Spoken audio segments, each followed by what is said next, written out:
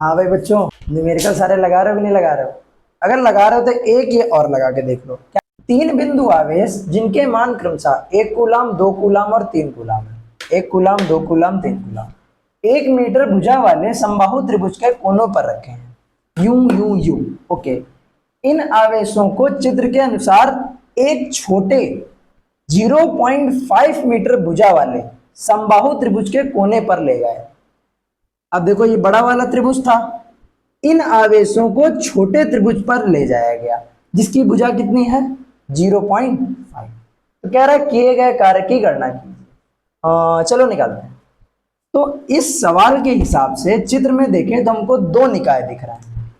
एक निकाय A B C और दूसरा पी क्यू आर। ठीक है। अच्छा देखो, इन निकायों को पास लेके आया जा रहा है, और अगर पास लेके आ रहे हैं तो क्या वैद्युत स्थितिज ऊर्जा नहीं बदलेगी? और जितनी वैद्युत स्थितिज ऊर्जा बदलेगी वही कार्य के बराबर होगा। तो अब तुम सबसे पहले ये निकाल लो कि वैद्युत स्थितिज ऊर्जा में परिवर्तन कितना हुआ। उसके लिए तुम्हें पहले और बाद दोनों की स्थितिज ऊर्जा निकालनी पड़ेगी। तो सबसे पहले तुम पहले वाली गतिज ऊर्जा निकाल लो। तो ए बी सी की गतिज ऊर्जा, सॉरी गतिज ऊर्जा कहते हैं, सॉरी सॉरी वैद्युत स्थितिज ऊर्जा, एबीसी की वैद्युत स्थितिज ऊर्जा। अच्छा, ये प्रारंभिक है तो क्या इसको हम यू इनिशियल नहीं लिख सकते? निकाय की वैद्युत स्थितिज ऊर्जा याद है क्या होती थी? 1/4 पाई एप्सिलॉन नॉट ब्रैकेट के अंदर Q1 Q2 upon R12, Q2 Q3 upon R23 plus Q3 Q1 upon R31। ठीक है। अब अच्छा देखो, हमने Q1 की जगह A और Q2 की जगह B और Q3 की जगह C मान लिया है। इसमें भी वही चेंजमेंट कर देते हैं, QA QB। QA और QB के बीच की दूरी, QA और QB के बीच की दूरी AB है, तो R12 की जगह क्या लिख दिया? AB। वैसे ही बताओ, QB QC बीच की दूरी BC, QC QA बीच की दूरी C है। ठीक है। अब जरा एक बात बताओ, QA का मान कितना दिया गया है? 1 कूलाम। QB का मान 2 कूलाम और QC का मान 3 कूलाम। ठीक। नीचे की सारी भुजाएं बराबर हैं। कितनी कितनी दी गई हैं? एक एक एक। चलो रखते हैं। तो यू आई कितना आ जाएगा? 9 गुणे 10 की घात 9। क्यूए कितना है? 1, क्यूबी 2, और ए बी वो तो 1 ही मीटर है। क्यूबी कितना? 2, क्यूसी कितना? 3 अपॉन बीसी की जगह क्यूसी कितना? 3, क्यूए कितना? 1 अपॉन में 1। चलो भाई, यू आई कितना आ गया? 2 एक कम 2, 3 दूनी 6 और 3 एक कम 3। अब किसी का ये सवाल तो नहीं है एक कहाँ गया?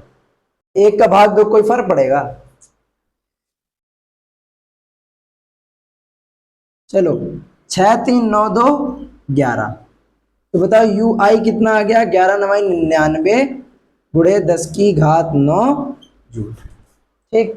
ये तो तुम्हारा आ गया यू आई। अब तुम पी क्यू आर की वैद्युत स्थितिज ऊर्जा निकाल लो। तो पी क्यू आर की वैद्युत स्थितिज ऊर्जा बताओ कितनी आ जाएगी? यू एफ बराबर 1/4 पाई एप्सिलॉन नॉट। अब बताना। अच्छा, क्यू ए और क्यूपी आवेश, आवेश तो वही रहेगा, तो क्यूपी और क्यू क्यू अपॉन में P Q plus Q Q और क्यू आर अपॉन में Q R plus Q R Q P upon में आर पी। ठीक है। चलो वैल्यू रखते जाओ। 1/4 पाई एप्सिलॉन नॉट का मान 9 गुणे 10 की घात 9।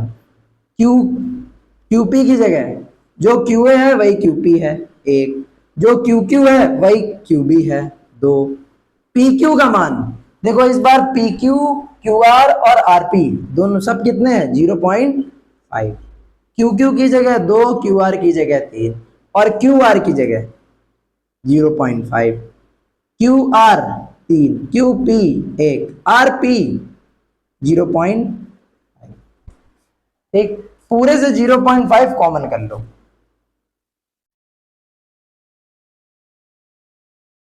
अंदर क्या बचेगा 2 1 कम 2, 3 दूनी 6 और 3 1 कम 3। ठीक, दशमलव हटाए ऊपर 0 बढ़ाया, काटो 5 कितनी बार में 90, 18 पंचे 90, 18 हो गया। 18 गुणे 10 की घात 9 गुणे 6 3 9 2 11। ठीक, ये आ गई तुम्हारी फाइनल स्थितिज ऊर्जा। गुणा करा लो चाहे 11 8 88 और 11 कम 11 और 1 11 और 8 19।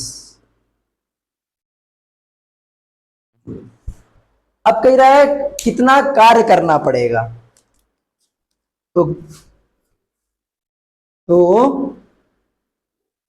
किया गया कार्य बराबर स्थितिज ऊर्जा में परिवर्तन। कैसे निकालेंगे, U final minus U initial. बताओ U फाइनल कितना निकला 198 into 10 to the power 9। U initial कितना था 99 इंटू 10 टू दावर 9। घटा दो जरा बेटा, तो जब इन दोनों को घटाओगे तो आएगा 99 इंटू 10 टू दावर 9। बोलो बात समझ में आई, सिंपल सा न्यूमेरिकल था।